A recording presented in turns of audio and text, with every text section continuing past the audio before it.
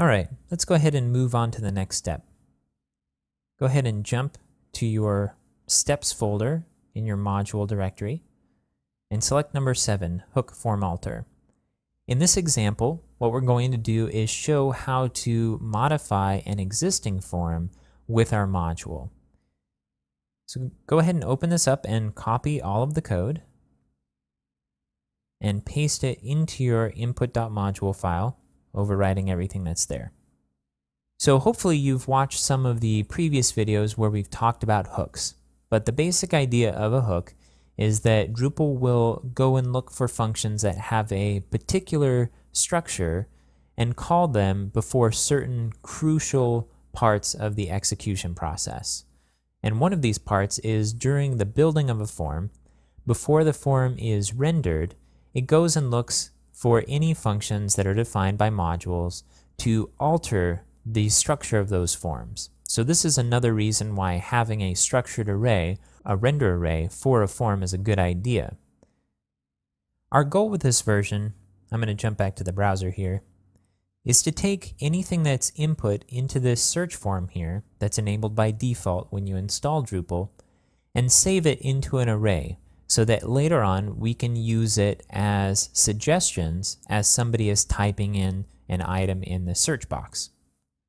So the way we do that is by defining a function called hookFormAlter.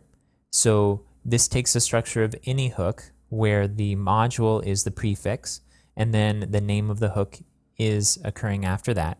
So the name is input_form_alter. And this function takes 3 parameters. The first is the form. So this is the structured array that gets passed to the rendering function. The form state, which is passed whenever the form moves from one state to another. So during the validation phase or the submission phase, the value in form state will change. And finally, the form ID, which is the name given to each form. It's a unique ID that corresponds to the function name that supplies the render array for the form. So notice that the first 2 parameters here, both form and form state, are being passed as a reference. You can tell by the ampersand at the beginning of the variable. And so any changes that we make to these 2 parameters within the function will get passed to the parent function as well. Okay, so what we're going to do here is check for a particular form. If we don't check for a particular form, then any functionality that we add in this function will get added to every form. So we're going to use a switch statement because oftentimes a form alter will check for multiple different forms and assign different functionality to each one.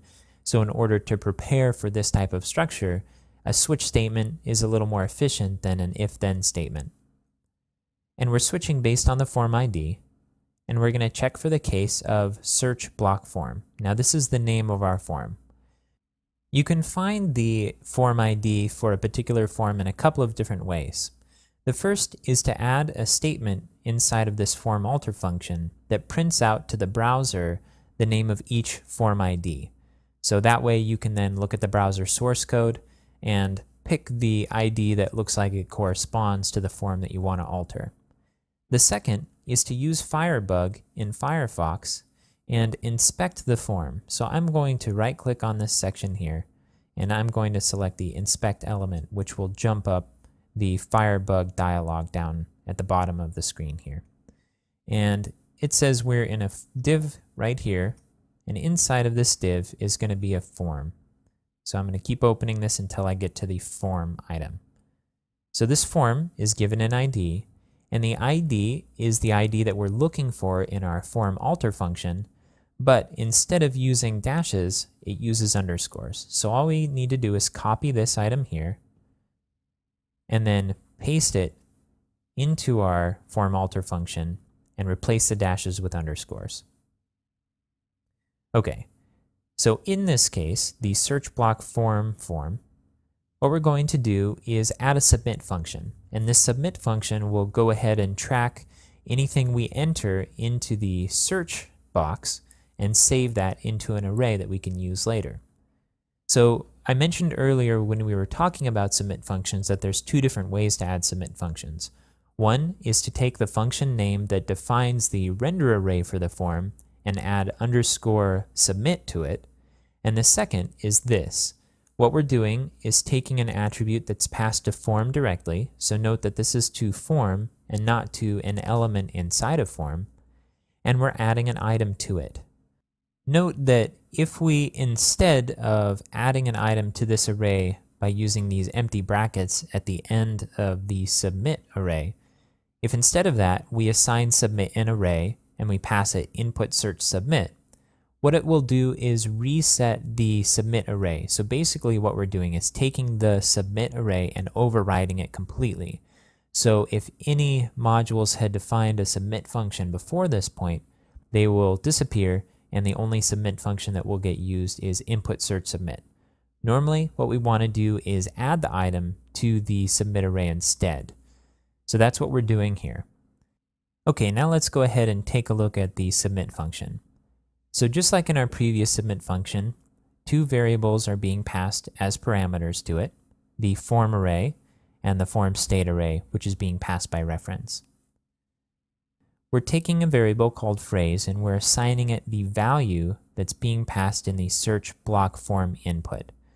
So if we pause the execution here, either by doing some type of debugging through PHP or the devel module or with a debugger, we'll see that in this form state values, search block form is the name of the input that, if we jump back to our browser, is right here. Okay, so we're assigning the value of that to phrase. Next, what we're doing is getting a variable using variable get, and this is the variable that we're going to use to save previous searches. So we're assigning it an array by default because we want to add to it as an array. Next, we're just adding the phrase that got submitted to the search history variable. And finally, we're saving that variable again. So each time a user uses this form, this input search history will grow by one item. Okay, let's go ahead and make sure that our module is saved and then jump back to the browser. And let's go ahead and input a search and submit it. So as we expected, a little alert shows up here at the top that says our phrase has been saved to history. If you wanted to, you could track the data that's being saved through these searches by looking at the variables table inside of your Drupal database. But let's go ahead and move on to the next step and do something useful with that information.